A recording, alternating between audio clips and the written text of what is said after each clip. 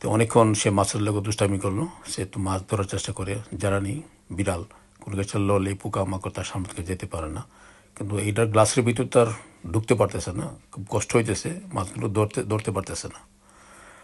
সেই জায়গাটা আমি আপনাদেরকে দেখাবো একটু, তাহলে ভালো লাগবে আপনাদের কাছে আশা করি। স্পেসও বানিয়ে নিলাম, এখন ওয়েট করতেছি বড়টা কখন আসবে।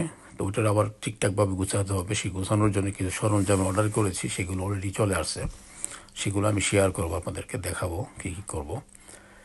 কিন্তু অনেক কিছু দরকার হয় একটা মেয়ে আর কি, মানে সেটা তৈরি করার জন্য কিছু দরকার হয়, তারপর আর কোনো কিছু প্রয়োজন হয় না। মানে শুরুতেই একটু সরঞ্জাম বেশি লাগে, যে আপনি কী কী রাখবেন, কীভাবে করবেন, ডিজাইনটা ভিতরে কীরকম দিবেন, কেমন দিলে ভালো হবে, এটা একটু জল্পনা কল্পনা থাকে।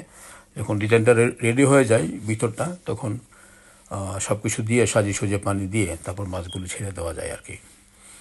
তা আমি সব প্ল্যান করে রাখছি, মাথার মধ্যে আছে, দেখা যাক কীভাবে করি। সাথেই থাকবেন, আগামী পর্বে দেখা হবে ইনশাল্লাহ আবারও।